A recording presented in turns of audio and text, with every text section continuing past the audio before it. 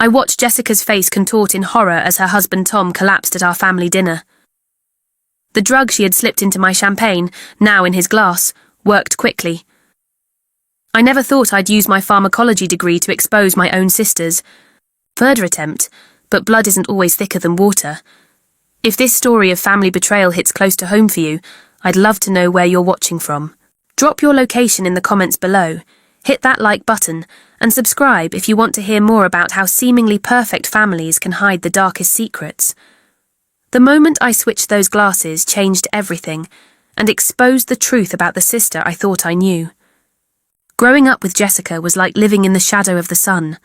From the moment she was born, 4 years after me, she became the centre of our family's universe. While I was Emma, the responsible, quiet older sister who followed rules and worked hard, Jessica was vibrant, charming, and seemingly perfect. Our childhood home in suburban Connecticut was filled with Jessica's dance trophies, Jessica's art projects displayed on the refrigerator, and the constant praise my parents showered on her. Emma, why can't you be more outgoing like your sister? My mother would ask this at least once a week throughout my teenage years.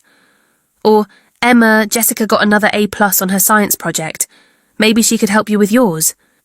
The fact that I maintained a 3.9 GPA while working part-time at the local pharmacy seemed to escape their notice. I remember one particular Christmas when I was 16 and Jessica was 12. I had saved for months to buy my parents thoughtful gifts, a leather-bound journal for my father who loved to write, and a delicate silver bracelet for my mother. Jessica gave them crayon drawings.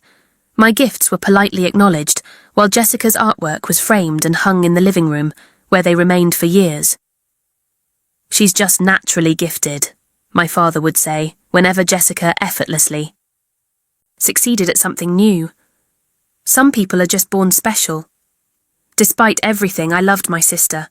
There were moments, rare but precious, when the competition fell away and we were just sisters. Late-night conversations about boys, helping her with homework, or comforting her after a rare disappointment. I held on to these moments, even as I worked my way through pharmacy school on scholarships and student loans, while my parents paid Jessica's full tuition at an expensive liberal arts college where she majored in communications but mostly attended parties. After graduation, I secured a position at Wilson Pharmaceuticals, one of the leading research facilities in the country. I worked 60-hour weeks, slowly climbing the corporate ladder, building a reputation for precision and dedication. My apartment was small but comfortable, my life structured and predictable. I dated occasionally, but focused primarily on my career. My parents seemed perpetually disappointed that I hadn't found someone, as if my professional accomplishments meant nothing without a wedding ring. Then Jessica met Tom Wilson at a charity gala. Yes, that Wilson, the heir to Wilson Pharmaceuticals, where I had been working for 3 years without ever meeting the owner's son. Within 6 months, they were engaged.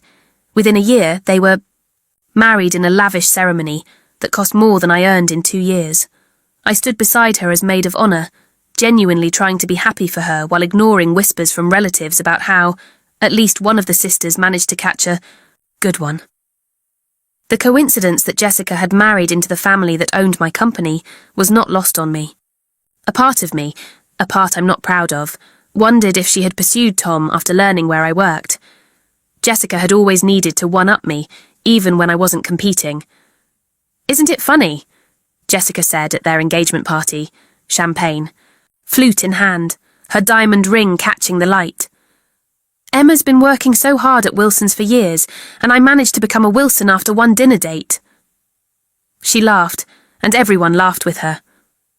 I forced a smile and excused myself to the bathroom, where I splashed cold water on my face and reminded myself that being envious of my sister wouldn't change anything. But as the years passed, I began to wonder if Jessica truly loved Tom, or if she had simply seen an opportunity for wealth and status. Tom was kind, intelligent, and genuinely seemed to adore my sister. He was also incredibly wealthy, having inherited a substantial portion of the company when his father semi-retired. Jessica quickly adapted to life as a corporate wife, redecorating their mansion, hosting elaborate parties, and joining all the right charity boards. Our family dynamics shifted even further. Now Jessica wasn't just the favourite daughter, she was the successful daughter. Sunday dinners became showcases for Jessica's new jewellery, stories about her exotic vacations, or updates on the important people she'd met. My promotion to senior researcher barely warranted a conversation before the topic returned to Jessica's redecoration of their summer home. As Jessica's wealth and status grew, she became increasingly controlling of family gatherings. Holidays had to be celebrated at her mansion. She dictated the menus, the guest lists, and even what everyone should wear. "Emma, please don't wear that blouse again. I've seen it in 3 family photos already," she'd say, as if my wardrobe rotation was somehow embarrassing to her. More concerning were her subtle attempts to exclude me from family events. "Oh, Emma, we didn't think you'd be able to make it since you work so much," she'd say, when I discovered they'd had a family birthday celebration without telling me. Or, it was just a small gathering, very last minute, even though our cousins from 3 states away had somehow managed to attend this spontaneous event. Yet I persisted in maintaining family connections. I showed up to every gathering I was invited to. I called my parents weekly. I sent thoughtful gifts for birthdays and anniversaries. I refused to be written out of my own family narrative, even as Jessica seemed determined to edit me out of the picture. The annual Thanksgiving dinner at Jessica and Tom's mansion had become something of a family tradition over the past 5 years. This year would be no different, or so I thought. But there was one significant change in our family circumstances. Our grandmother had passed away 3 months earlier, and the reading of her will was scheduled for the day after Thanksgiving. My grandmother Eleanor had been the family matriarch, a strong, independent woman who had run the family's real estate business after my grandfather died young. She had always been fair, if a bit distant, with both Jessica and me. At least, that's what I had believed throughout most of my life. "Obviously, Grandma will leave everything to me," Jessica had said casually during a phone call the week before her death. I was always her favourite, and I'm the only one who visited her. Regularly those last few years. I didn't argue, though this wasn't entirely true. While Jessica made sure everyone knew when she visited Grandma Eleanor at her nursing home, posting photos on social media and mentioning it at every family gathering, I had also visited, quietly and without fanfare, usually bringing her favourite lemon squares and scientific journals. Grandma had been sharp until the end and enjoyed discussing medical research with me. Our last conversation, just days before she passed, had been unusual. Grandma had seemed concerned, almost nervous. "Emma, dear," she had said, taking my hand, in her papery one. "Things aren't always what they seem, people too." She had looked directly into my eyes then. "Promise me you'll remember who you are no matter what happens." I had attributed her cryptic comments to her age and declining health. Now, with the will reading looming, her words took on a new significance. The day before Thanksgiving, I arrived at Jessica and Tom's sprawling colonial mansion, overnight bag in hand. The house was decorated impeccably for the holiday, with professional autumn arrangements adorning every surface and the scent of cinnamon and cloves wafting through the air. Jessica greeted me with an air kiss, careful not to smudge her perfect makeup. "Emma, you're early," she said, her voice carrying a hint of annoyance. "The guest rooms aren't quite ready." "I can wait," I replied, setting my bag down in the foyer. "Need any help with dinner preparations?" Jessica laughed as if I'd made an absurd joke. "The caterers have everything under control. Why don't you just relax in the library? Tom's working in his study, and I have some calls to make." As I settled into a leather armchair in their expansive library, I couldn't help but notice how Jessica seemed to be flaunting her wealth more than usual. New artwork adorned the walls. I recognised a piece by a contemporary artist whose works sold for hundreds of thousands. The furniture had been updated since my last visit, and Jessica was wearing a necklace I'd never seen before, with diamonds that caught the light with every movement. About an hour later, as I browsed through their bookshelves, I overheard Jessica in the adjacent room, her voice raised in what sounded like an argument. "No, that's not acceptable," she was saying tersely. "The reading is tomorrow, and I need to know exactly what's in it before then. You're my lawyer, for God's sake. What am I paying you for?" There was a pause as the person on the other end spoke. "I don't care if it's unethical. Find a way. There's too much at stake." Another pause. "Fine. Just be prepared for any scenario tomorrow, and double-check those contingency plans we discussed." The call ended abruptly, and I quickly pretended to be engrossed in a book as Jessica stormed past the library doorway, her face flushed with anger. By evening, the rest of the family had arrived. My parents, 2 aunts and their husbands, and several cousins. Jessica had transformed back into the perfect hostess, though I noticed she was drinking more heavily than usual, her champagne glass never empty as she flitted from guest to guest. During dinner, a lavish spread of traditional Thanksgiving dishes elevated with gourmet ingredients, Tom mentioned something that caused Jessica to freeze momentarily. "Did I tell everyone that Eleanor visited our office last month?" Tom said, casually, serving himself more maple-glazed carrots. She stopped by to see Emma's lab, said she was proud to have a scientist in the family. My mother looked surprised. I didn't know Eleanor was still getting out to visit places in her last months. "Oh yes," Tom continued, oblivious to the daggers Jessica was glaring at him. "She visited several times, actually.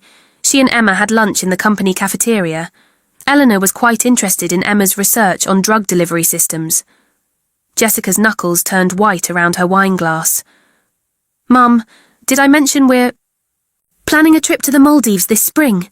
she interrupted, clearly attempting to change the subject. But Tom wasn't finished. "Eleanor mentioned she was concerned about some financial advice Jessica had given her," he said, his tone innocent, but his words landing like bombs at the dinner table. "Something about high-risk investments. I told her our financial advisor would be happy to give her a second opinion." Jessica laughed too loudly. "Oh, Tom, you're confused. That was about my own investments, not Grandma's. More wine, anyone?" As Jessica busied herself refilling glasses, I caught my father watching her with an unreadable expression. For the first time, I wondered if he was seeing past her perfect façade. The tension simmered throughout dinner. Jessica drank more with each course, becoming increasingly animated and then suddenly sullen. When our mother mentioned the will reading scheduled for the next day, Jessica abruptly stood up, swaying slightly. "Let's not talk business at Thanksgiving," she said sharply. "Who wants dessert in the living room? I've planned a special after-dinner cocktail for everyone."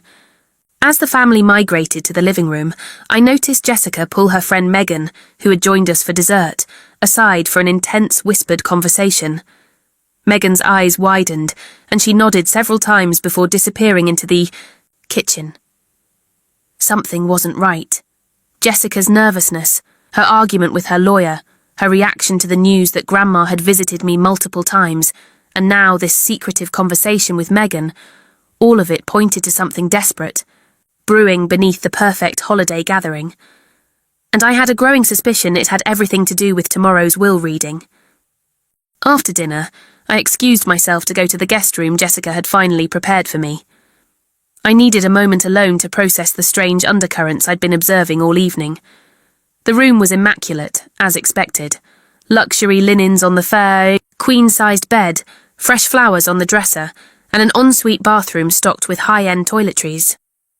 I set my overnight bag on the luggage rack and stepped into the bathroom to freshen up. When I returned to the bedroom just minutes later, I was startled to find Jessica rifling through my purse. "What are you doing?" I asked, unable to keep the shock from my voice. Jessica jumped, nearly dropping my purse. "Oh, Emma, you startled me." She laughed nervously. "I was just looking for some aspirin. I have such a headache from all the wine." "In my purse? There's a fully stocked medicine cabinet in every bathroom in this house," I said, crossing my arms. "Right. Yes, of course." Jessica set my purse down, not quite managing to zip it closed. "I wasn't thinking clearly. I'll just get something. From my bathroom." She hurried past me, the scent of her expensive perfume lingering in the air. I immediately checked my purse. Nothing seemed to be missing, but it had definitely been thoroughly searched. My wallet was open, the side pocket unzipped, and even my small makeup bag had been opened. What was she looking for? I spent about 20 minutes unpacking and changing into something more comfortable before heading back downstairs to join the family. As I descended the grand staircase, I noticed Jessica and Megan in deep conversation near the kitchen doorway. They fell silent as soon as they saw me. Throughout the evening, I found myself increasingly on edge. Each time I returned to my room, to grab a sweater, to take a phone call, to retrieve the small gift I'd brought for my parents, I found evidence that someone had been there. A drawer not quite closed, the zipper of my overnight bag open when I was certain I'd closed it. My phone moved from where I'd left it charging. By the time everyone was gathering for after-dinner drinks, my suspicions had crystallized into vigilance. Jessica was planning something, and it involved me. "Everyone, I've prepared a special treat," Jessica announced as we settled in the living room. "I've made Grandma Eleanor's famous holiday cocktail. It's a family tradition we should continue in her honor." This was the first I'd heard of any famous holiday cocktail from Grandma Eleanor, who to my knowledge had preferred simple scotch on the rocks. "I've made them individually," Jessica continued, gesturing to a tray of identical crystal glasses filled with an amber liquid. "They're customized with everyone's preferred level of sweetness." My pharmaceutical training set off immediate alarm. Bells. Individual drinks customized but looking identical. I watched as Jessica personally handed out each glass, checking what appeared to be a small label on the bottom of each before distributing them. "This one's yours, Emma," she said, with a smile that didn't reach her eyes, handing me a glass. "I made sure to make it extra special for my big sister." I accepted it without drinking, observing as Jessica distributed the remaining glasses. When she thought no one was watching, I saw her glance at her phone, then check her watch. She kept looking at me, then looking away when our eyes met. Her friend Megan seemed equally anxious, constantly checking her phone as well. "A toast," Jessica said once everyone had a glass. "To family, to Grandma Eleanor's memory, and to continuing her legacy." She looked directly at me as she said the last part, her gaze hard despite her smile. Everyone raised their glasses. I pretended to sip mine but didn't let the liquid touch my lips. Over the rim of my glass, I watched Jessica watching me, her eyes narrow with concentration. 20 minutes later, Jessica cornered me near the dessert table. "How are you feeling, Emma?" she asked, her voice honey-sweet but her eyes calculating. "Fine. Why?" I responded neutrally. "Oh, no reason. You just looked a little pale earlier. I hope you're not coming down with something." She placed a concerned hand on my arm. "It would be such a shame if you were too sick to attend the will reading tomorrow." That confirmed it. Whatever was in my drink was intended to ensure I missed the reading of Grandma Eleanor's will. Given Jessica's desperation, I suspected it might be something more serious than just a mild sedative. As a pharmacist specializing in drug interactions and delivery systems, I was well aware of the countless substances that could be slipped into a drink, from those causing temporary illness to more dangerous combinations. After Jessica walked away, I discreetly emptied my drink into a nearby plant when no one was looking. Throughout the evening, she kept checking on me, her frustration growing visibly as I showed no signs of whatever reaction she had anticipated. "Are you sure you're feeling all right?" she asked for the third time, her smile strained. "You've barely touched your cocktail." "Just pacing myself," I replied. "Big day tomorrow." Jessica's eyes flashed with irritation before she composed herself. "Yes, of course, though these things are usually so boring. No one would blame you if you didn't feel up to it." As the evening progressed, I noticed Jessica slipping outside to take a call, returning with an even more determined expression. She whispered something to Megan, who looked surprised and then concerned, shaking her head slightly before Jessica whispered more forcefully. When Jessica announced she was preparing a second round of Grandma's special cocktails, I knew I needed to be extremely careful. Whatever she had planned was escalating, not dissolving, and tomorrow's will reading was clearly the catalyst. I remembered Grandma Eleanor's last words to me. Things aren't always what they seem. People too. Had she been warning me about Jessica? Had she known what her will would unleash in my sister? One thing was becoming increasingly clear. Jessica was willing to go to extreme lengths to secure whatever inheritance she believed was rightfully hers. And I was standing in her way. The family had gathered in the living room as Jessica prepared for her second round of special cocktails. The fireplace cast a warm glow across the room, creating dancing shadows that matched my growing sense of unease. My parents sat together. On the plush sofa, my father's arm draped casually around my mother's shoulders as they chatted with Aunt Patricia. Tom stood by the grand piano, deep in conversation with my cousin Michael about some recent business acquisition. The scene appeared perfectly normal, a wealthy family enjoying their holiday evening, but beneath the surface, something sinister was brewing. I positioned myself strategically near the bar cart where Jessica was preparing the drinks, pretending to be interested in the family photos displayed on a nearby shelf. From this vantage point, I could observe her every move while appearing occupied. Jessica worked with practiced precision, arranging crystal glasses in a specific order on a silver tray. Her hands moved swiftly, but I caught the moment, just a flash, when she slipped something from her pocket into one of the glasses before adding the amber liquid. The substance dissolved quickly, leaving no trace visible to the casual observer. But I wasn't a casual observer. I was a trained pharmacist with years of experience identifying medications by their dissolution patterns. Based on how quickly it dissolved and the slight clouding before it cleared, I suspected a benzodiazepine, possibly Rohypnol or a similar sedative. In my professional estimation, the dosage appeared concerning, enough to render someone completely incapacitated for hours, possibly requiring medical intervention. This wasn't just about making me miss a will reading, this was dangerous. "These are going to be even better than the first round," Jessica announced, her voice carrying an almost manic cheerfulness. "I've perfected Grandma's recipe now." She began her elaborate presentation, explaining how each drink was specially crafted with precise measurements of bourbon, amaretto, and Grandma's secret ingredient, which I now strongly suspected was not part of any family recipe. "Everyone needs to take their assigned glass," Jessica insisted, the edge in her voice barely concealed by her smile. "I've made them specifically for each person's taste." She placed a glass at each person's designated spot, carefully checking the bottom of each glass before setting it down. When she placed my glass at my seat, I noticed her lingering, ensuring it was positioned just so. The glass had a nearly imperceptible smudge on one side, a marker to ensure she wouldn't mix it up with the others. "The music's too low," Jessica suddenly declared. "We need Grandma's favourite holiday playlist." She hurried across the room to adjust the sound system, momentarily turning her back to the drinks. It was my only opportunity.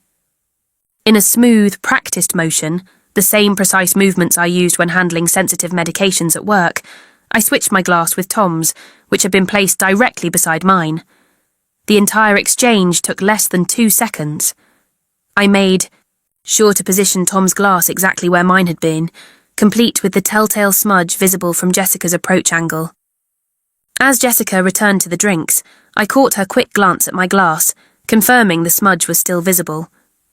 Her shoulders relaxed slightly, her plan apparently still on track. "Emma, I heard about your promotion at Wilson," Tom said, approaching me as I moved away from the drinks. "Head of Research Development is impressive. I told the board you were the obvious choice." "You recommended me?" I asked, genuinely surprised. Despite being married to my sister for years, Tom and I rarely discussed work matters. "Of course," he smiled warmly.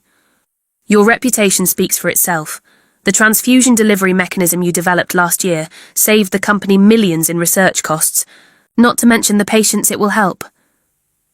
I felt a twinge of guilt looking at Tom's kind face, knowing what was about to happen. But I reasoned that revealing Jessica's plan now would only lead to denial, family chaos, and potentially allow her to try again with a different method. I needed irrefutable evidence of what she was willing to do. Jessica returned, momentarily freezing when she saw me speaking with Tom near the drinks. Her eyes darted to the tray, confirming that all glasses remained in their places. Relief washed over her face.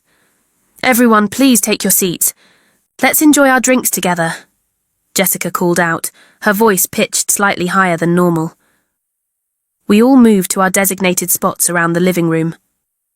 Jessica watched intently as each person picked up their glass, her gaze lingering on me as I took my glass, actually Tom's untampered drink.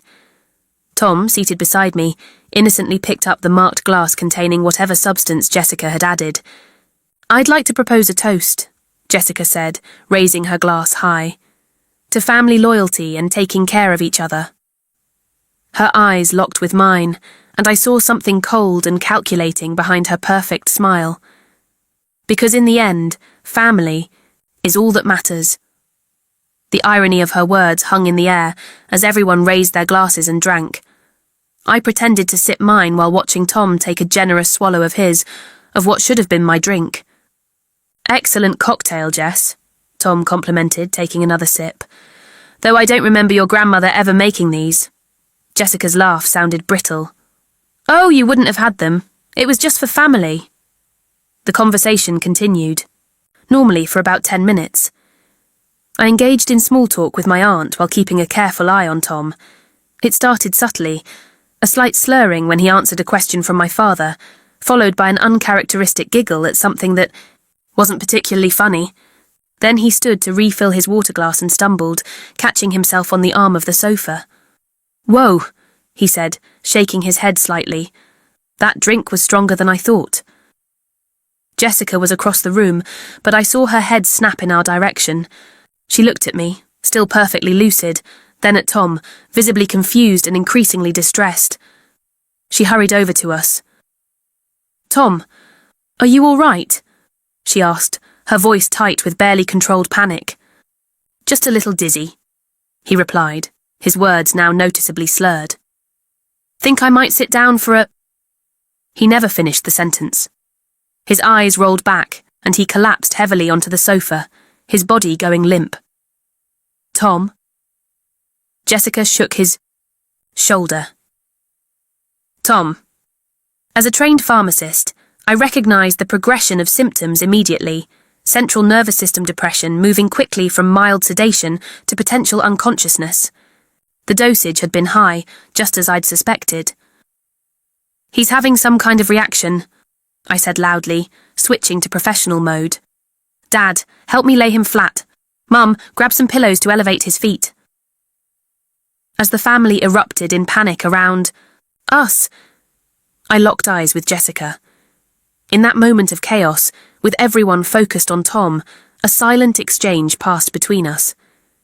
Her expression morphed from confusion to horrified realization as she glanced down at the nearly empty glass that had fallen from Tom's hand, the glass that should have been mine. I knew what she was thinking. Her plan had somehow backfired catastrophically. Instead of quietly eliminating me from tomorrow's proceedings, she had publicly incapacitated her own husband. And I knew exactly what she had done. If you've ever witnessed someone you thought you knew reveal their true character in a moment of crisis, you understand the chilling clarity I felt right then.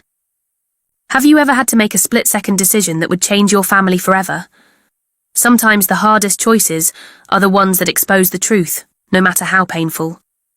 As Tom's condition rapidly deteriorated before our eyes, I knew there was no turning back from the path we were now on. "He's seizing! Turn him on his side!" I shouted as Tom's body began to convulse. His limbs stiffened and jerked rhythmically, his breathing growing laboured. My father and I quickly rolled him into the recovery position, while my mother looked on in horror, her hands covering her mouth. "Someone call 911, Aunt Patricia cried, her voice shrill with panic. "I'm already dialing," my cousin Michael responded, phone pressed to his ear. The living room had transformed from a scene of holiday celebration to medical emergency in seconds. The crystal glasses and silver trays now shared space with a man fighting for consciousness on the expensive Persian rug. I checked Tom's pulse, rapid but present, and monitored his breathing while mentally cataloguing his symptoms.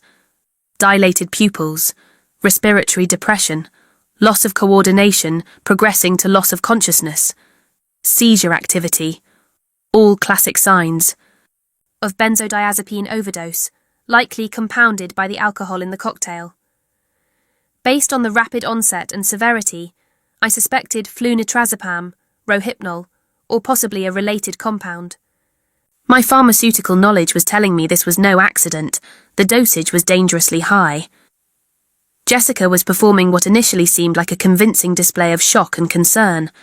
She knelt beside Tom, calling his name, touching his face with trembling hands. But there was something off in her performance, something only I noticed. When Tom began seizing, her eyes darted to me rather than focusing entirely on her husband. There was accusation in that glance, confusion, and the dawning realization that something had gone terribly wrong with her plan. Her gaze then flickered to my still nearly full glass sitting on the side table. I saw the exact moment comprehension washed over her face, her eyes widening slightly before she controlled her expression. She knew I hadn't consumed the drugged drink, and somehow Tom had received it instead.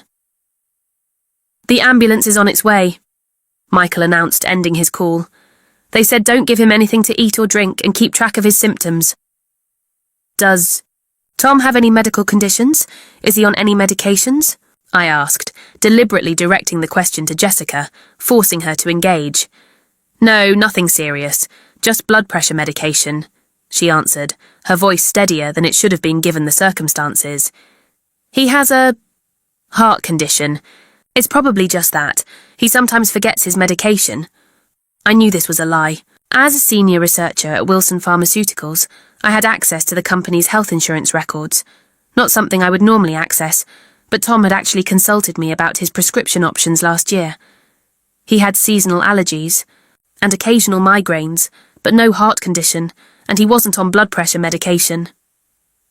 "This doesn't look like a cardiac event," I said firmly. "These symptoms are consistent with a severe reaction to benzodiazepines, powerful sedatives." "How would he have gotten those?" my mother asked, bewildered. I maintained my professional demeanour. "That's what we need to figure out. The paramedics will need to know exactly what he ingested." Jessica's face paled. "Maybe he took something. For anxiety before dinner. He's been stressed about work." "He didn't mention taking anything," I countered, "and I was with him for most of the evening." The wail of sirens announced the ambulance's arrival. 2 paramedics entered efficiently, carrying medical bags and a stretcher. I immediately took charge of communicating Tom's symptoms. Adult male, early 40s, no known allergies or major medical conditions. Symptoms began approximately 15 minutes ago with slurred speech and disorientation, progressing rapidly to loss of consciousness and seizure activity. Based on my pharmaceutical training, I suspect benzodiazepine poisoning, possibly mixed with alcohol. The lead paramedic looked at me sharply. "You're a doctor?" "Pharmacist, senior researcher at Wilson Pharmaceuticals, specializing in drug interactions."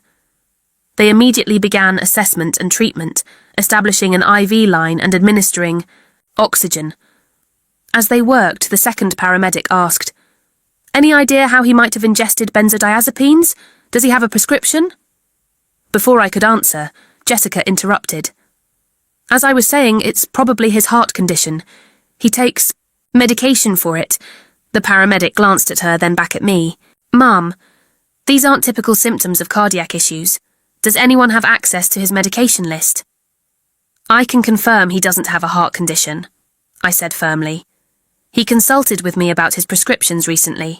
He takes nothing. That would cause these reactions." Jessica's eyes flashed angrily, but before she could respond, Tom began seizing again. The paramedics focused on stabilizing him, administering emergency medication through the IV. During the commotion, Jessica's purse fell from the sofa where she'd left it, spilling some of its contents. Among the scattered items, I spotted an orange prescription bottle. Moving quickly, I picked it up while everyone's attention was on Tom. The label confirmed my suspicions: flunitrazepam, a prescription-strength benzodiazepine. More significantly, it was prescribed to me, filled at Wilson Pharmaceuticals' employee pharmacy. A prescription I had never written or filled. "I found something," I announced, holding up the bottle for the paramedics to see. Prescription benzodiazepines, apparently, from my prescription, though I never prescribed these for myself or anyone else. The lead paramedic took the bottle. This would explain his symptoms. We'll need to take this with us. Jessica lunged forward. That's mine. It's for my insomnia. Give it back! Ma'am, we need to know exactly what the patient ingested, the paramedic explained calmly. This may have contributed to his condition. Let them take it, Jessica, my father said sternly, his expression a mixture of confusion and growing suspicion. The paramedics prepared to transport Tom to the hospital, having stabilised him for the moment. Who's riding with him? The lead paramedic asked. I am, Jessica and I said simultaneously. Jessica glared at me. I'm his wife. And I'm the one who can best explain his symptoms and possible treatment to the medical team, I countered. Father stepped in. Jessica should go as his wife. Emma, you follow in your car so you can consult with the doctors. His tone left no room for argument. As the paramedics wheeled Tom out, one of them turned to the rest of us. Given the circumstances, the police have been notified. They'll want to speak with everyone who was present. A stunned silence fell over the room. Jessica paused at the doorway, her face a mask of controlled panic. This is ridiculous. It was obviously an accident, or his heart condition. We don't need police involved in a family medical emergency. Standard procedure when prescription medication may be involved in an unexplained collapse, the paramedic replied evenly. They'll meet you at the hospital. After Jessica left with the ambulance, the remaining family members turned to me for explanation. I told them exactly what I had observed. Jessica preparing individual drinks, the strange insistence that everyone take specific glasses, and Tom's rapid deterioration after consuming his drink. Are you suggesting Jessica drugged Tom? My mother asked, her voice barely above a whisper. That's absurd. Why would she harm her own husband? I don't think Tom was the intended target, I replied quietly. Before I could elaborate, 2 police officers arrived at the house. They separated us for individual questioning, starting with me since I had medical knowledge relevant to the case. I explained everything to the officer, Jessica's unusual behaviour. Throughout the evening, her apparent anxiety about tomorrow's will reading, the suspicious drinks, and my suspicions that I had been the intended target. I described the moment I switched the glasses when Jessica wasn't looking, a decision made to protect myself that had unfortunately put Tom in danger instead. So you knowingly allowed Mr. Wilson to drink something you suspected was drugged? The officer asked, his expression neutral. I didn't know for certain it was drugged, I explained, though the guilt was evident in my voice.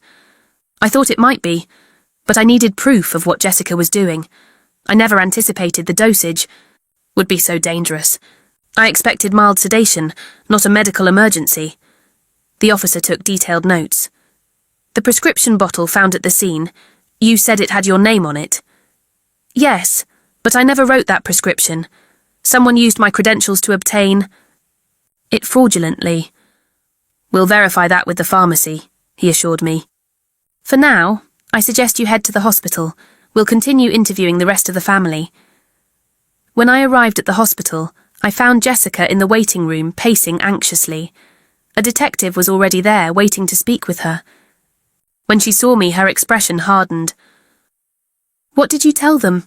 She demanded in a harsh whisper when the detective stepped away momentarily. The truth, I replied simply, that I suspect Tom accidentally received a drink intended for me. Jessica's face contorted with rage and fear.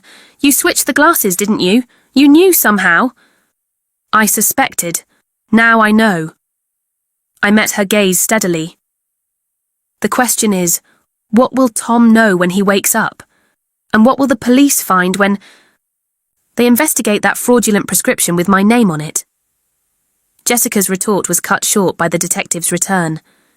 As he led her away for questioning, I saw something I'd never witnessed in my confident, perfect sister before. Absolute terror. The hospital waiting room became the centre of our family drama as midnight approached. The detective had set up an impromptu interview area in a small consultation room, cycling family members through one by one. Police officers stood by, taking statements and collecting evidence. Tom had been stabilised and was under observation in the ICU, still unconscious but out of immediate danger. When it was Jessica's turn for a formal interview, I watched her follow the detective with forced composure, her designer heels clicking sharply against the linoleum floor. Despite the circumstances, she had somehow managed to reapply her makeup and smooth her hair. Always the perfect image, even in crisis. My parents sat huddled together on uncomfortable plastic chairs, looking shell-shocked and decades older than they had at dinner. My mother kept whispering, "There must be some explanation," while my father stared silently at the floor. The detective interviewing me was a woman in her 50s named Detective Rivera, with shrewd eyes that missed nothing. We sat in a small room normally used for delivering difficult news to families.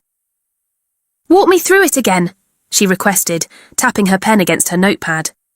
"You believe your sister attempted to drug you, but you switched glasses, resulting in her husband consuming the substance instead?" "Yes," I confirmed.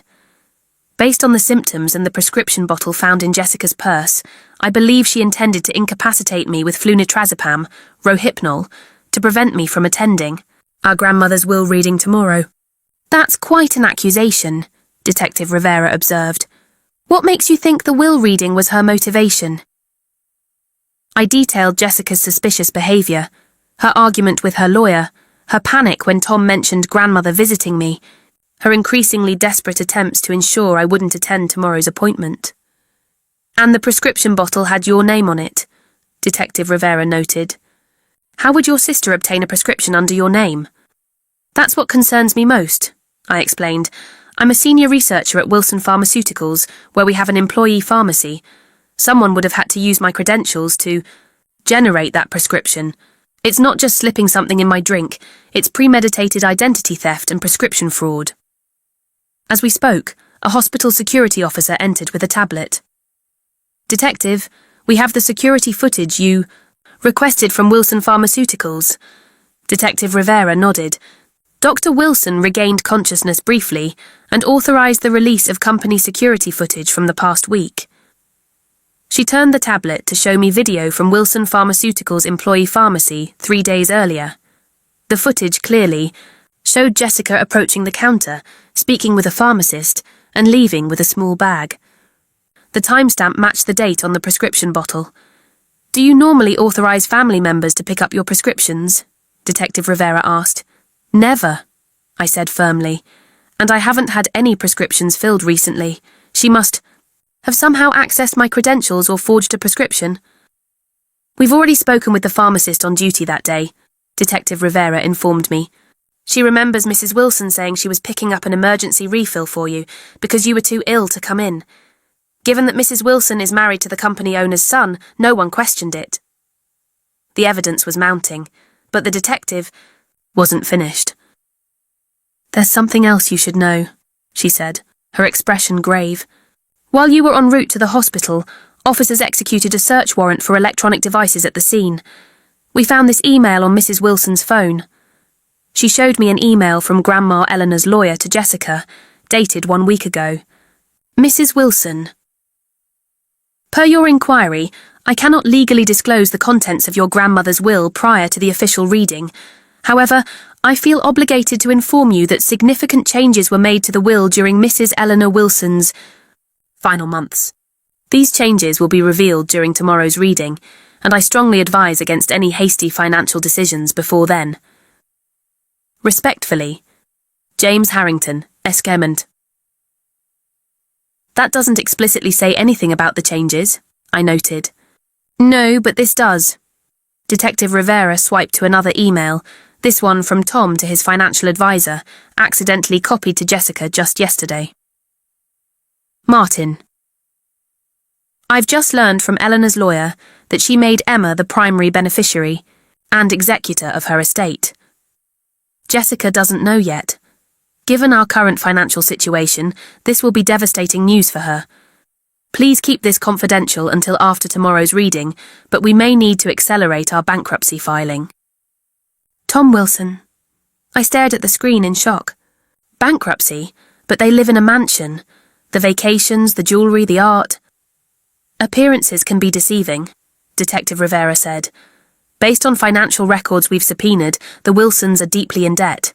They've been living well beyond Their means for years, leveraging Tom's family name for credit. The company has been struggling, and Tom's inheritance is mostly tied up in devalued company stock. As this information sank in, a hospital administrator entered the room. "Detective, Dr. Wilson is awake and asking to speak with you, and Ms. Emma specifically." Tom was pale against the white hospital sheets, an IV dripping fluids into his arm and monitors beeping steadily around him. Despite his condition, his eyes were clear as we entered. "Emma," he said weakly, "I need to tell you something." Detective Rivera stood nearby as Tom confirmed what the emails had suggested. The Wilson fortune had been dwindling for years. The Far East pharmaceutical company was struggling against larger competitors.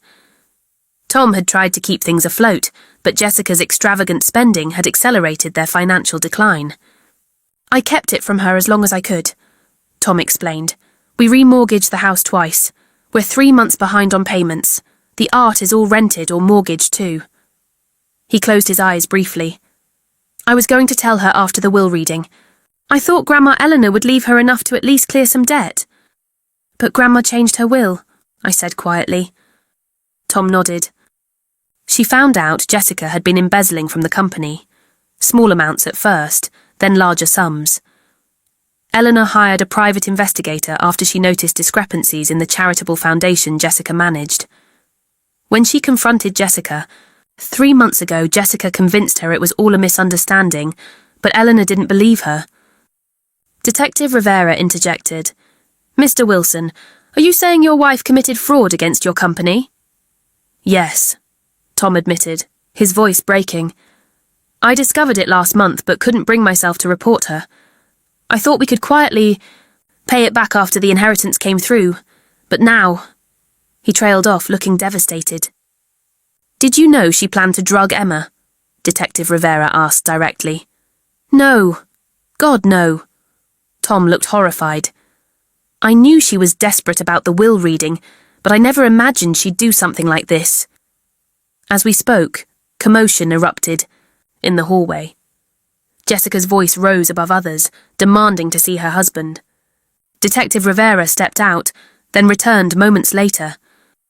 "Mrs. Wilson has been informed of her husband's statement and the evidence against her," she said. "She's being taken to the station for formal questioning. Her lawyer is meeting her. There." Tom turned to me, his expression a mixture of shame and regret.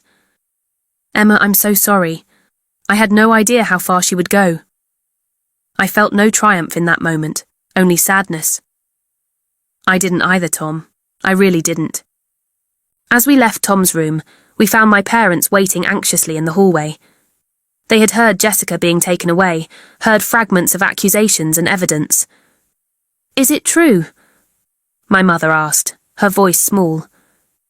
"Did Jessica really try to—" She couldn't finish the sentence. "I'm afraid so, Mom," I confirmed gently, "and there's more you need to know." As the night deepened toward dawn, our family's understanding of Jessica, the golden child, the perfect daughter, shattered completely. The carefully constructed image she had maintained for decades crumbled under the weight of evidence. My perfect sister was revealed to be a desperate woman who had committed fraud, identity theft, and attempted poisoning to maintain her façade of success. And tomorrow, Grandma Eleanor's will would reveal the final chapter of Jessica's deception. The morning after Tom's hospitalization dawned grey and cold, a fitting backdrop to the shattered remains of our family's façade. I had managed maybe 2 hours of restless sleep in an uncomfortable hospital chair, waking to find my parents similarly, dishevelled in the waiting room. None of us had gone back to Jessica and Tom's house, now a crime scene where police technicians were gathering evidence. Tom had been moved from the ICU to a private room, his condition stabilised, but still requiring monitoring. The doctors confirmed what I had suspected. He had ingested a dangerous dose of flunitrazepam mixed with alcohol, a combination that could have been fatal without prompt medical intervention. The fact that he had consumed only part of the drink before collapsing was likely what had saved his life. Jessica had spent the night in police custody. Her lawyer, the same one she'd been arguing with on the phone, had arrived at the station shortly after her arrest, but the evidence against her was substantial.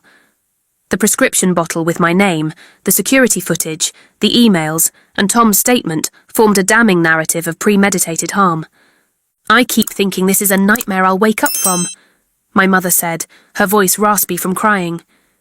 She looked suddenly older, the carefully maintained appearance she typically presented now crumpled like her clothing. How could Jessica do this? How could we not know who she really was? My father sat silently beside her, his expression vacant. He had barely spoken since Jessica's arrest, as if the foundations of his world had been pulled out from beneath him. The daughter he had idolized his entire life, the daughter he had consistently favored over me, had been revealed as someone capable of drugging her own sister and accidentally poisoning her husband. "People show us who they want us to see," I said gently. Jessica was always careful to control her image. "But we're her parents," my mother whispered. "We should have known." There was no adequate response to that. Perhaps they should have seen beneath Jessica's perfect exterior. Perhaps I should have recognized the extent of her desperation earlier. Perhaps we had all been complicit in allowing Jessica to become what she was by rewarding her manipulations with attention and praise throughout her life.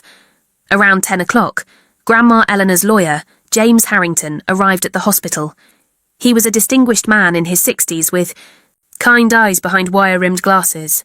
He had been informed of the previous night's events and had agreed to conduct the will reading at the hospital so Tom could participate. "Eleanor would have wanted everyone involved to hear this directly," he explained, as we gathered in Tom's room. My parents, 2 aunts, an uncle and I arranged ourselves around the bed, where Tom sat propped up against pillows, still pale but alert. "Should we wait for Jessica?"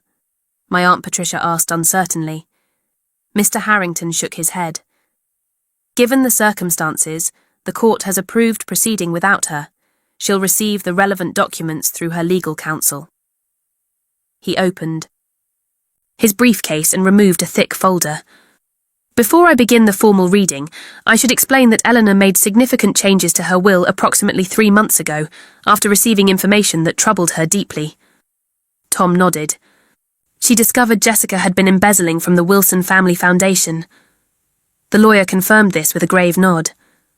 "Eleanor hired a private investigator after noticing discrepancies in the foundation's accounts. Jessica had been diverting funds intended for medical research into personal accounts for at least 2 years. The total amount exceeded $300,000. My mother gasped, her hand flying to her mouth. Eleanor confronted Jessica privately, hoping for an explanation or at least remorse. Mr. Harrington continued. Instead, Jessica attempted to manipulate her grandmother, claiming the foundation's accounting system was flawed and promising to fix the misunderstanding. Eleanor pretended to accept this explanation while quietly making arrangements to protect her legacy. He turned to me. "Eleanor was particularly concerned about you, Emma. She believed Jessica's resentment toward you had grown dangerous over the years. She mentioned specific incidents where she suspected Jessica had deliberately sabotaged your opportunities or spread rumors to damage your reputation." This wasn't entirely surprising. I had occasionally wondered about lost job applications, strained friendships that suddenly dissolved, and romantic relationships that inexplicably ended, but I had never wanted to believe my own sister could be systematically undermining my life. Mr. Harrington began the formal reading of the will. The estate was substantial. Grandma Eleanor had been shrewd with investments and property holdings throughout her life. The most significant revelation came halfway through. "To my granddaughter, Emma Louise Wilson, I leave the majority of my estate, including my personal investment portfolio, my primary residence, and all associated property. Additionally, I name Emma as the executor of my estate and the new chairperson of the Wilson Family Foundation, with full authority to restructure its operations and governance." The room fell silent. Even expecting this based on Tom's revelation, hearing it officially was stunning. My father looked shocked while my mother dabbed at fresh tears. "To my granddaughter, Jessica Ann Wilson," Mr. Harrington continued, "I leave the sum of $10,000 to be held in trust and distributed as living expenses at the discretion of the executor. This decision is made with great sadness, but firm conviction regarding recent actions that have demonstrated a profound lack of integrity and responsibility. The lawyer proceeded through smaller bequests to other family members before addressing a sealed envelope. Eleanor also left this personal letter for Emma to be read privately. After the formal proceedings concluded, family members dispersed, in a daze. My parents wandered to the cafeteria, seemingly unable to process the dramatic reversal of fortunes between their daughters. My Aunt Patricia squeezed my hand before leaving, whispering, "Eleanor always saw you clearly, both of you." Alone with Tom, I finally opened Grandma's letter. Her familiar, elegant handwriting filled several pages. "My dear Emma, if you're reading this, I've left behind a situation that may have caused pain and confusion in our family. For that, I am sorry. But I am not sorry for finally acknowledging the truth I've observed over many years. You have always been the granddaughter who embodied the values I hold dear: integrity, hard work, compassion without expectation of reward. While others praised Jessica's charm and accomplishments, I saw how you quietly built a life of substance and meaning. I've watched with growing concern as Jessica's sense of entitlement and manipulation has been encouraged by those who should have provided boundaries. What began as childhood petulance has grown into something more troubling. The investigation I reluctantly initiated confirmed my worst fears about her actions regarding the foundation. More concerning were the discoveries about her systematic efforts to undermine you. My investigator found evidence that Jessica intercepted job offers meant for you, spread malicious rumours among your friends, and even sabotaged your relationship with Michael Davis 3 years ago by sending fabricated messages from your phone. I fear that by naming you as my primary beneficiary, I may be placing you in Jessica's crosshairs even more directly. But I trust your strength and discernment. Use these resources wisely, not just for yourself, but to restore integrity to the family foundation, and perhaps help Jessica find her way to a more honest life, if that's possible. Remember who you are, Emma. You never needed external validation the way Jessica did. That has always been your strength.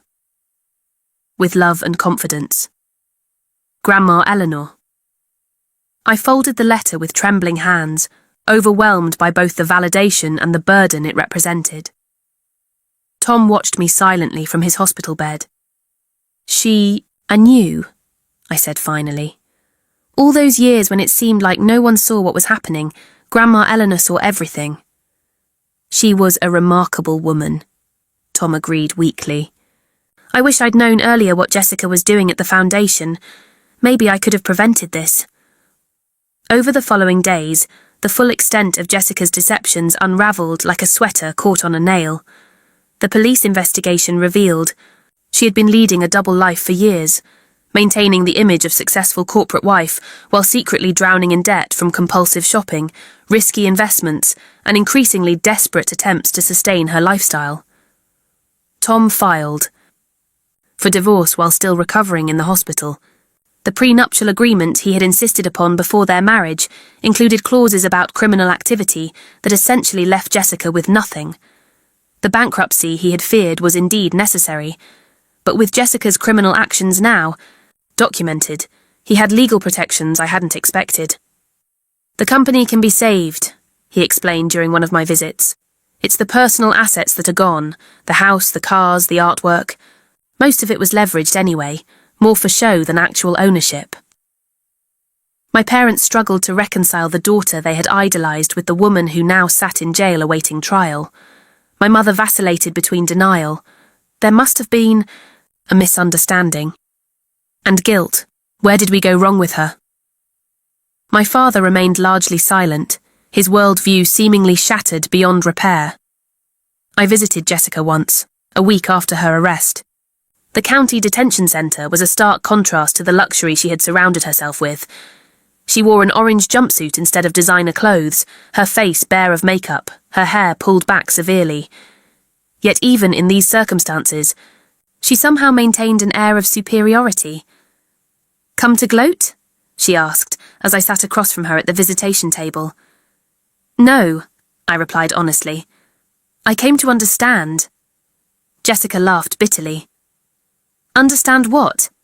How it feels to watch your perfect sister get everything while you lose it all. Oh wait, that was supposed to be my line. Perfect? I echoed incredulously. Jessica, you were always the golden child, the favourite, the one everyone admired. On the outside, she snapped, but you were the one they respected. Why can't you be more responsible like Emma? Emma earned her position through hard work. Emma doesn't need fancy things to be happy. I was just the pretty doll they showed off while you were the daughter they actually valued. The distortion in her perspective was stunning. We had lived the same childhood, but experienced entirely different realities. That doesn't explain trying to drug me, I said quietly, or stealing from the foundation, or systematically sabotaging my relationships and career opportunities. Jessica's eyes widened slightly. You know about that. Grandma had it all investigated. She knew everything, Jessica. For a moment, her mask slipped, revealing something vulnerable and almost childlike. Then it hardened again. You always thought you were better than me. Now you have proof, right? Saint Emma inherits everything while Jessica goes to jail. This isn't a competition, I said. It never was, except in your mind. Easy for the winner to say, she retorted. I realized then that Jessica would never acknowledge the truth. In her narrative, she was still the protagonist, unjustly persecuted rather than facing consequences for her actions. Perhaps that delusion was the only way she could live with herself. As I stood to leave, Jessica called after me. I would have only kept you unconscious for a day, you know, just long enough to miss the will reading. I never meant for Tom to get hurt. It was as close to an admission or apology as I was likely to get. I didn't respond, but carried the weight of her words with me as I left the detention centre, uncertain if I would ever visit again. Winter settled over the city as Jessica's case moved through the legal system. Snow dusted the courthouse steps the day of her preliminary hearing in January, 3 months after that fateful Thanksgiving night. The media had latched onto the story with predictable sensationalism. Pharmaceutical heiress poisoning case became a staple headline in local news and even garnered national attention. I had tried to maintain privacy, declining interviews and keeping a low profile at work. Nevertheless, snippets of our family drama leaked into public consciousness. Speculation ran rampant about the sibling rivalry turned deadly and the socialite with a sinister secret. Reporters dug into Jessica's past, uncovering credit card debt, questionable financial transactions, and previous unexplained accidents that now appeared suspicious. The preliminary hearing was brief but difficult. I testified about the events of Thanksgiving night, describing Jessica's behaviour and my decision to switch the glasses. Under cross-examination, Jessica's lawyer attempted to portray me as the jealous sister who had fabricated accusations out of resentment. Isn't it true that you've always envied your sister's lifestyle? The defence attorney asked, his tone insinuating. I admired aspects of Jessica's life, I responded carefully, but I was content with my own choices. Yet now you've inherited your grandmother's fortune while your sister faces criminal charges. Convenient timing, wouldn't you say? The prosecutor objected, and the judge sustained it, but the implication hung in the air. Jessica's defence strategy was becoming clear. Paint me as the manipulative sister who had orchestrated her downfall for financial gain. As I left the witness stand, Jessica's cold stare followed me. She sat perfectly poised at the defence table, dressed in a conservative navy suit that somehow made her look both innocent and dignified. Even facing serious criminal charges, she managed to control her image. The evidence against Jessica mounted as the investigation continued. Digital forensics recovered deleted emails detailing her plans to ensure I missed the will reading. Her internet search history revealed queries about dosages of various sedatives and their detection in toxicology screenings. Most damning was her journal, discovered in a hidden safe during a secondary search of her home. The journal chronicled years of resentment toward me, interspersed with detailed plans to undermine my personal and professional life. It included a list titled Obstacles to Eliminate, with my name at the top. There were entries documenting how she had intercepted job offers, sabotaged relationships, and spread rumours among my friends. The final entries outlined multiple scenarios for preventing me from attending the will reading, progressing from simple diversions to the drugging plan she ultimately attempted. Jessica's former friend Megan eventually cooperated with prosecutors in exchange for immunity. She revealed that Jessica had initially asked her to help administer the drug, but had taken over when Megan expressed hesitation. She said it was just a harmless sleeping pill that would make Emma too drowsy to attend some boring family meeting, Megan testified. I never imagined it was something that could cause serious harm. Former employees of the Wilson Family Foundation came forward with evidence of Jessica's embezzlement, including forged signatures and manipulated financial statements. Colleagues from various charity boards described her increasingly erratic behaviour and financial decisions in recent months. Tom's testimony was perhaps the most difficult to witness.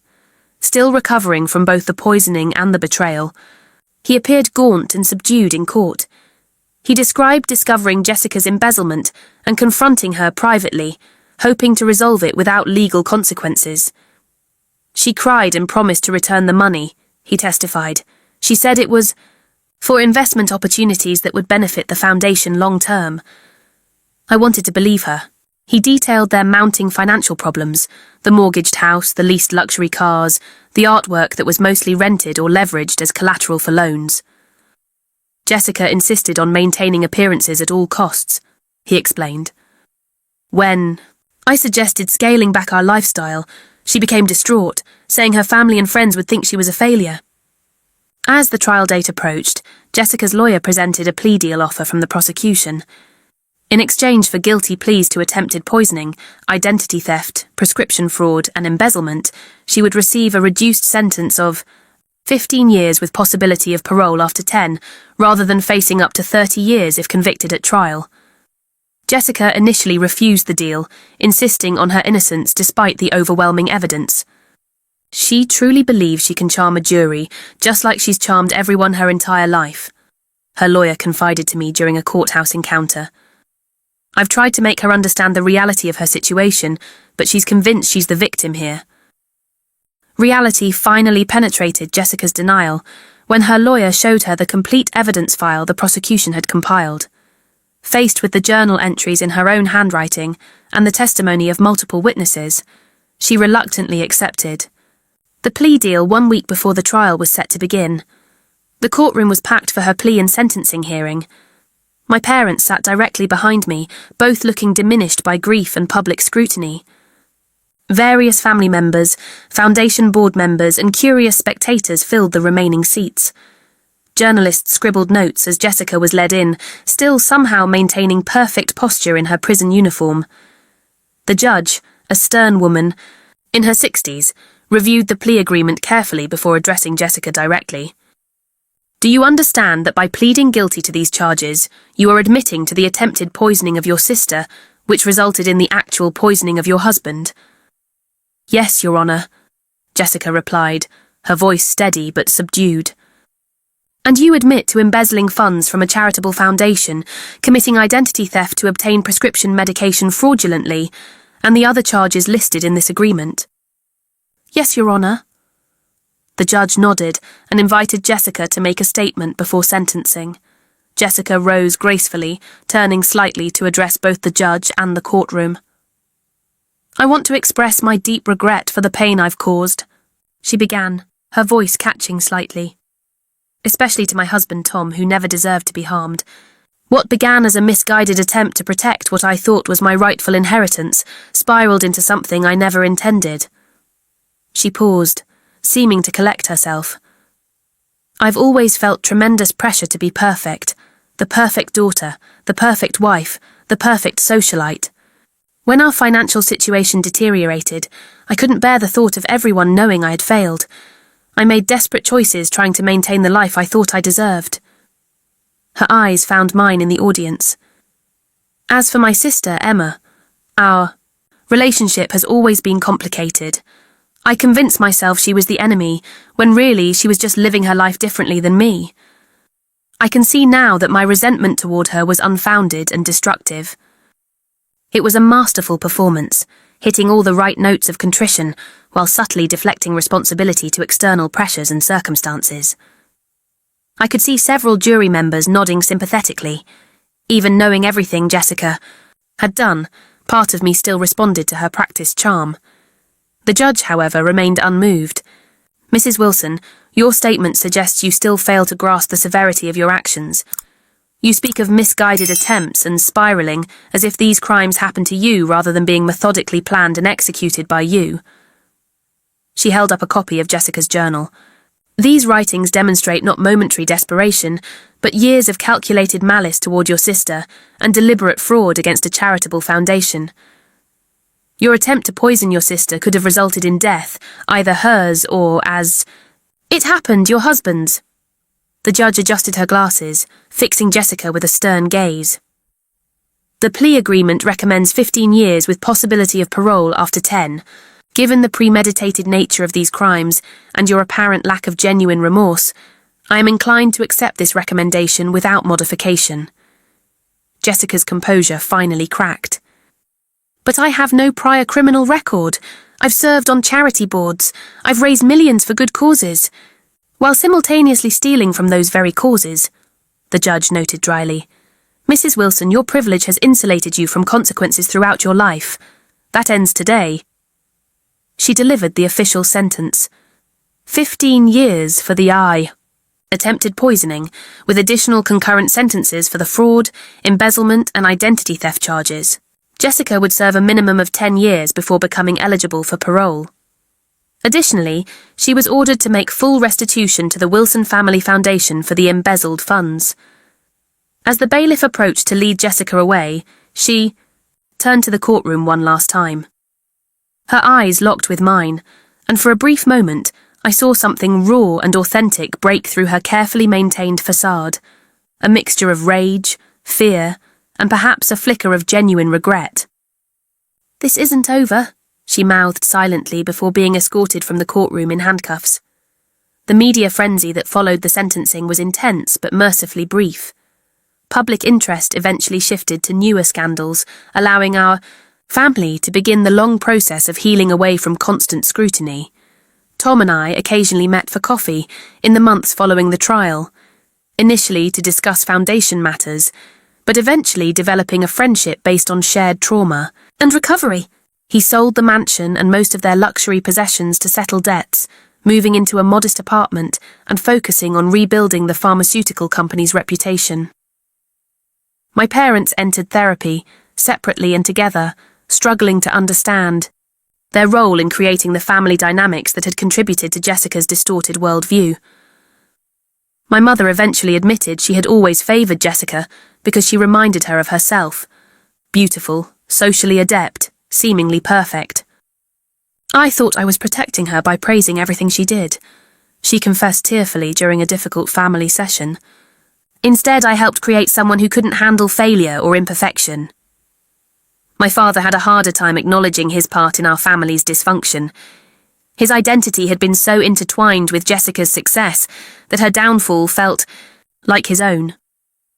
"I just wanted a daughter I could be proud of," he said during one rare moment of candour. "I never realised I already had one who was doing everything right." It was a start, imperfect and painful, but honest in a way our family had never been before. The perfect façade had shattered, but perhaps something more genuine could eventually grow from the wreckage. 1 year after that fateful Thanksgiving night, I stood in the newly renovated offices of the Wilson Family Foundation. The space had been transformed, literally and figuratively, from Jessica's showplace of marble and crystal to a functional, welcoming environment focused on the Foundation's mission rather than its appearance. As the new chairperson, and with Grandma Eleanor's inheritance, I had restructured the Foundation with a focus on transparency and accountability. We now specialised in funding medical research for rare diseases and pharmaceutical accessibility, programmes, causes that honoured both Eleanor's wishes and my own professional expertise. The portrait of Grandma Eleanor that hung in the main conference room seemed to approve of these changes. I often found myself looking up at it during difficult decisions, drawing strength from her quiet integrity and foresight. She had seen the truth when the rest of us were blinded by Jessica's carefully constructed image, and her intervention had likely prevented worse harm. My parents had made progress in their healing journey, though the process remained ongoing, and sometimes painful. My mother had finally acknowledged her role in enabling Jessica's sense of entitlement, and had begun volunteering at a women's rehabilitation centre, perhaps seeking redemption by helping others overcome similar challenges. My father had retired from his executive position, focusing instead on mentoring young entrepreneurs from disadvantaged backgrounds, finding purpose in guiding others rather than living vicariously through his children's achievements. Our family gatherings were smaller now, more authentic if sometimes awkward. There was an empty chair at these events that no one directly mentioned, but everyone felt. Jessica's absence both a wound and a relief. We were learning to be honest with each other without the performance of perfection that had characterized our previous interactions. Tom had become an unexpected ally and friend throughout this process. As he recovered from both the poisoning and the betrayal, he had thrown himself into rebuilding Wilson Pharmaceuticals with a new emphasis on ethical practices and affordable medications. His experience had transformed him from a somewhat detached corporate heir to a passionate advocate for transparency in the pharmaceutical industry. The company's quarterly results are up 12%, he informed me during one of our regular lunch meetings. Turns out, ethical business practices are actually good for the bottom line. Grandma Eleanor would be proud, I replied, genuinely happy for his success. Tom smiled, his eyes crinkling at the corners in a way that had become increasingly familiar and warming. She'd be prouder of what you've done with the foundation. You've turned it from a socialite's vanity project into something that actually helps people. Our relationship had evolved gradually from trauma-bonded survivors to genuine friends, and eventually to something more complex and tender. We had been careful, both aware of the complicated history between us and the potential for misinterpretation from others. But there was an undeniable connection, perhaps one that had always existed beneath the surface, but had needed these extraordinary circumstances to emerge. Jessica remained in prison, her 15-year sentence underway at a medium-security women's facility 2 hours from the city. I had visited her 3 times during the past year, each encounter a mixture of unresolved tension and tentative attempts at honest communication. During my most recent visit, I had noticed subtle changes in her demeanour, less perfectly composed, more authentically present. She had enrolled in the prison's education program, studying business administration with a focus on ethical leadership. An irony neither of us acknowledged directly. "I got your care package," she said, referring to the books and art supplies I had sent. The Jane Austen was actually good. I never had the patience for her before. "You never had the patience for much that wasn't immediately rewarding," I observed, not unkindly. Jessica didn't deny it. "I'm learning patience now. Not much choice inside." She hesitated, fidgeting with her uniform sleeve. "I've been talking to the prison counselor about everything. She says I have narcissistic tendencies and problems with empathy." She said this matter-of-factly, without her usual defensiveness. "Apparently that's why I could never understand why you seemed content with less when I always needed more." It was the closest thing to self-awareness I'd ever heard from Jessica. I wasn't naive enough to believe prison had miraculously transformed her character. True change would take years of genuine effort. But it was a start. "I'm funding an education program here," I told her, "for inmates who want to pursue college degrees or vocational training." Jessica looked surprised. "Why would you do that after what I did to you?" "It's not about you," I explained. "Or maybe it is in a way. I've been working with victims of family betrayal as part of my own healing process. One thing I've learned is that cycles only break when someone chooses a different path." Our conversation ended without dramatic reconciliation or complete forgiveness, but with something we'd never truly had before: honesty. Jessica would serve her sentence, and I harboured no illusions about instantly rebuilding our relationship. But the door remained cautiously open for whatever might be possible in the future. The holidays approached again, bringing the anniversary of that life-changing Thanksgiving. I decided to host a small family dinner at my home, the beautiful Victorian house I'd inherited from Grandma Eleanor and renovated over the past year. It was a conscious choice to reclaim the holiday rather than avoid its uncomfortable associations. As I prepared the dining room, setting out Eleanor's antique china and arranging fresh flowers, I deliberately left an empty chair at the table, not as a morbid reminder, but as acknowledgement of our complete family story, with all its painful chapters. Tom arrived early to help with final preparations, moving with the easy familiarity of someone who had spent increasing time in this space. We worked together comfortably, our movements synchronized in a way that spoke of growing closeness. "Do you ever regret it?" he asked as we arranged wine glasses. Switching the drinks that night, not just because I got hurt, but because of everything that followed. I considered the question carefully. "I regret that you were harmed. I regret the pain our family has gone through." I paused, finding the precise truth. But I don't regret that the truth came out. We were all living in a fiction Jessica created, and eventually the damage would have been worse. Tom nodded, his hand briefly covering mine on the table.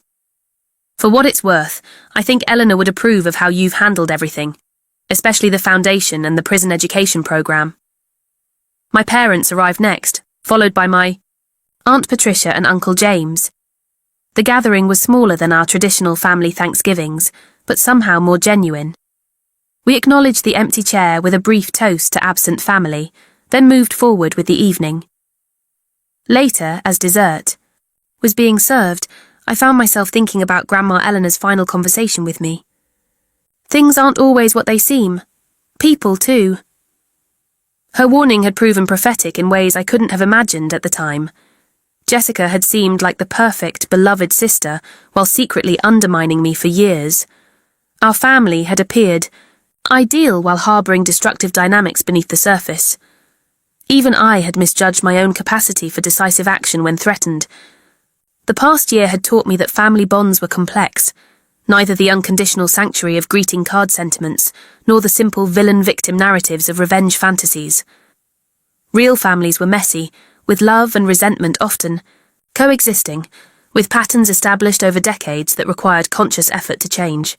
True family wasn't defined by blind loyalty or blood connection, but by actions, by showing up authentically, by speaking truth even when uncomfortable, by setting boundaries when necessary, while remaining open to growth and change. The family. Gathering around my table now was imperfect, but honest in a way we had never been before. As conversations flowed around me, I caught Tom watching me with warmth in his eyes that suggested possibilities for the future. My parents were engaged in genuine conversation, rather than performative family roles. My Aunt Patricia was laughing at something my uncle had said, her hand resting comfortably on my mother's shoulder in a gesture of support. Life would continue to evolve beyond this moment. Jessica would eventually complete her sentence and return to a world dramatically different from the one she left. Our family would face new challenges and perhaps find new configurations of connection. Tom and I would continue exploring what existed between us, cautiously but with growing confidence. I thought about the glass I had switched that night, a simple action that had revealed so much hidden truth. Sometimes the most significant choices happen in an instant, without full awareness of their consequences. That moment had irrevocably changed all our lives, bringing pain, but also clearing, away decades of illusion. "Emma?" Tom's voice brought me back to the present. "Would you like to share what you're thankful for this year?" I looked around at the faces of my imperfect, authentic family and smiled. "I'm thankful for truth," I said simply, "even when it comes at a cost, and I'm thankful for second chances, the opportunity to build something real from what remains. After the facade falls away." As glasses clinked around the table, I felt Grandma Eleanor's presence in the room, not as a ghost, but as a legacy of clear-sightedness and integrity that had ultimately guided our family toward painful but necessary truth. Have you ever experienced that moment when family secrets finally come to light, changing everything you thought you knew? I'd love to hear your stories in the comments below. If my journey through family betrayal and unexpected redemption resonated with you, Please like this video and subscribe to hear more stories about the complicated reality behind perfect family images. Life taught me that sometimes the most powerful form of justice isn't revenge, but simply allowing truth to reveal itself in its own time. Thank you for listening to my story, and remember, real family is built on honesty, not perfection.